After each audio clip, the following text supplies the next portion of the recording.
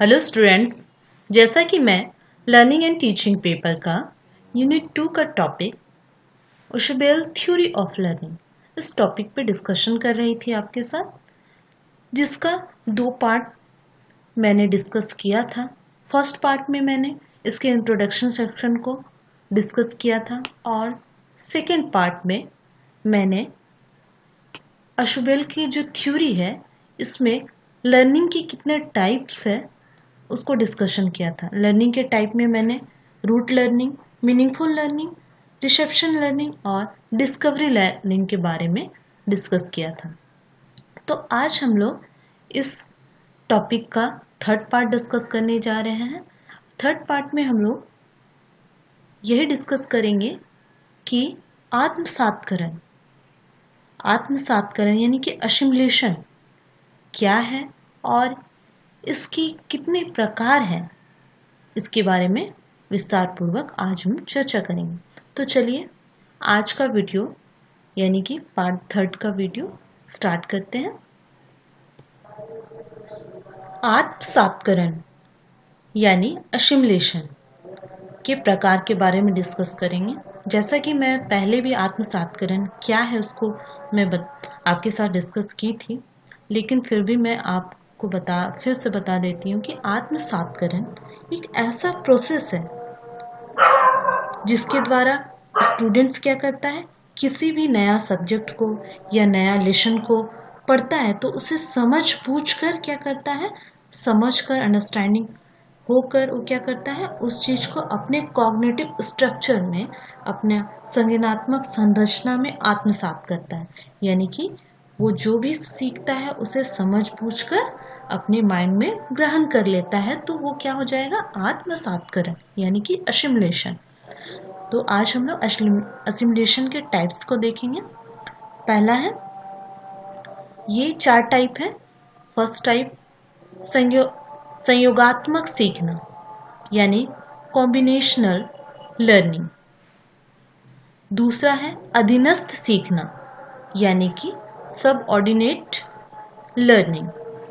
Third है सहसंबंधात्मक सीखना यानी कि कोरिलेटिव लर्निंग। फोर्थ है महाकोटि सीखना यानी सुपर ऑर्डिनेट लर्निंग। ये चारों टाइप्स को हम लोग एक एक करके डिस्कशन करेंगे। तो चलिए फर्स्ट टाइप को डिस्कशन करते हैं। संयोगात्मक सीखना यानी कॉम्बिनेशनल लर्निंग। ये क्या है इसको देखते हैं। इस तरह की सीखना में सामान्य समनुरूपता के आधार पर शिक्षार्थी जो है वो पहले सीखे गए विचारों के संयोग को सार्थक ढंग से संज्ञानात्मक संरचना के महत्वपूर्ण तथ्यों के साथ संबंध जोड़ता है। यानी इस प्रकार का लर्निंग में क्या होता है, जो स्टूडेंट्स है वो क्या करता है, पहले जो सीखा हुआ है, पहले से उनको जो नॉलेज है उसको क्या करता है, वो पहले से जो ज्ञान है उसको नए विचारों के साथ वो क्या करता है, सार्थक रूप से उसको कोरिलेट करके उसको संज्ञानात्मक संरचना के संबंध के तथ्यों के साथ उसे जोड़ता है। फॉर एग्जाम्पल देखें तो एक स्टूडेंट्स, जैसे कि स्टूडेंट्स मांग, मूल्य, ताप एवं आयतन, भार एवं ऊंचाई के बीच क्या करता है, जनरलाइजेशन करता है। कैसे, मान लिया टीचर ने क्या किया, मांग के बारे में बताया कि डिमांड ये होता है, तो स्टूडेंट्स को मूल्य के बारे में तो पता ही है कि प्राइस क्या होता है, तो वो क्या करेगा, वो जनरलाइजेशन करेगा और इन दोनों के बीच वो संबंध जोड़ते हुए इसके अर्थपूर्ण ढंग से उसको अपने कॉग्निटिव स्ट्रक्चर में लाएगा यानी कि ग्रहण करेगा। जैसे क्या होगा, मांग बढ़ने पर मूल्य भी बढ़ता है ना, और जब मूल्य घटता है किसी चीज का, मांग घटता है तो मूल्य भी कम होता है। इस तरह का कॉन्सेप्ट को वो क्या करेगा, अपनी कॉग्निटिव स्ट्रक्चर में ग्रहण करेगा। आगे देखते हैं। दूसरा है अधीनस्थ सीखना यानी सबऑर्डिनेट लर्निंग। ये क्या है इसको देखते हैं।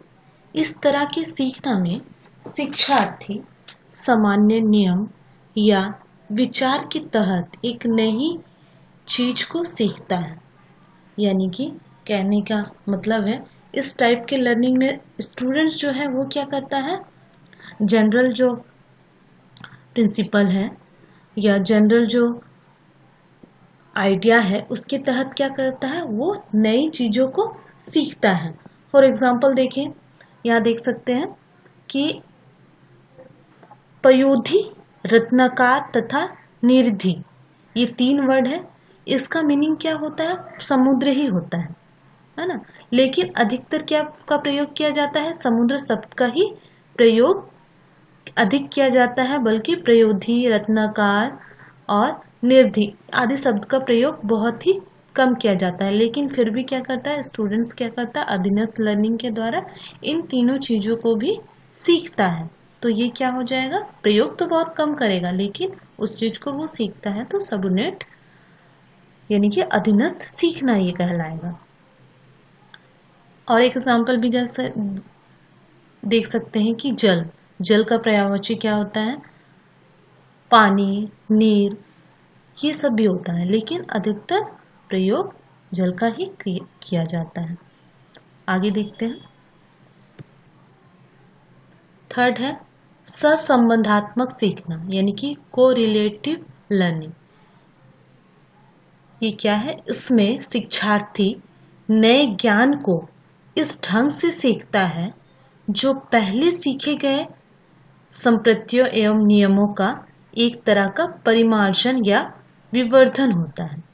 यानी कि कहने का मतलब यह है कि सहसंबंधात्मक सीखने में क्या होता है, स्टूडेंट क्या करता है, न्यू नॉलेज को इस तरीके से सीखता है कि वो उसके संबंध में जो उसका पुराना कॉन्सेप्ट है यानी कि पास्ट कॉन्सेप्ट है या प्रीवियस कॉन्सेप्ट जो उसके माइंड में है या प्रीवियस प्रिंसिपल है, वो क्या हो जाता है, मॉडिफाइड हो जाता है और वो नया चीज़ सीखता है। जैसे फॉर एग्जांपल यहाँ देख सकते हैं हम देश प्रेम।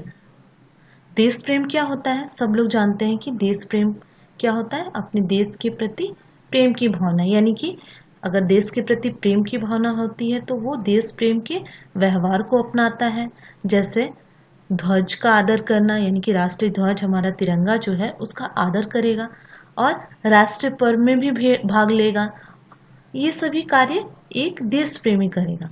लेकिन जब वो को रिलेटिव लर्निंग के थ्रू क्या सीख लेता है, वो देश प्रेम की भावना तो है उसमें, लेकिन उसमें देश की प्रेम की भावना ये हो जाती है कि देश में जितनी भी राष्ट्रीय संपत्ति है वो अपनी संपत्ति के समान उसका भी रख रखाव करना स्टार्ट कर लेना है। यानी कि कहीं भी देखा जाए तो अगर राष्ट्र की जो संपत्ति है उसको नुकसान नहीं पहुंचाएगा, उसकी देखरेख कोई और करेगा, अगर नुकसान पहुंचा रहा है तो उसे मना करेगा।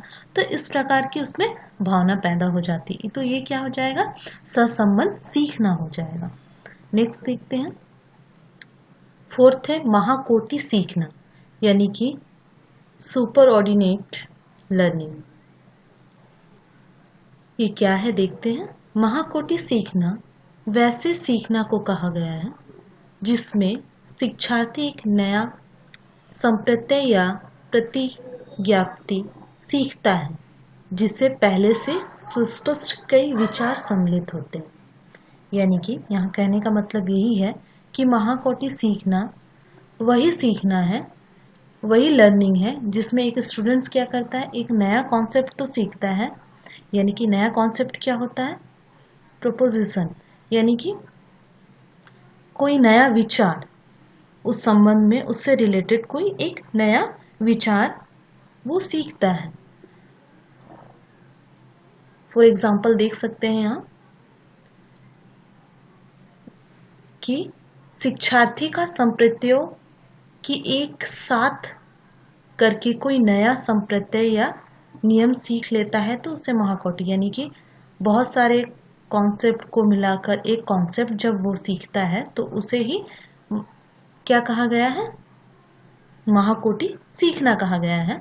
यहाँ एग्जाम्पल के रूप में देख सकते हैं कि जो शिक्षार्थी है, जो स्टूडेंट्स है, यदि उससे कहा जाए कि बाघ, सिंह, सियार या डॉग, टाइगर, ये सब क्या है, ये सब तो जानवर है। हाँ, जानवर है, ये सब जान रहे हैं शिक्षार्थी, लेकिन इसी के आधार पर एक नया भी वो कॉन्सेप्ट सीख जाते हैं कि ये सभी जानवर क्या है, एक मांसाहारी जानवर है या मांसाहारी पशु है, ये सब वो सीख लेता है। तो ये क्या हो गया, महाकोटि सीखना कहलाएगा। तो आज इस प्रकार हमने आत्मसात्करण के 4 टाइप्स को डिस्कस किया। ये 4 टाइप्स था शरीरात्मक सीखना, अधीनस्थ सीखना, सहसंबंध सीखना और महाकोटि सीखना। ये चारों टाइप्स को हम लोग पूरा डिस्कशन किए, जो कि इशोबेल की थ्योरी से रिलेटेड है। किस प्रकार इसको देखें। नेक्स्ट वीडियो में इशोबेल की थ्योरी के एजुकेशन इम्प्लीकेशन को हम लोग डिस्कस करेंगे। Thank you.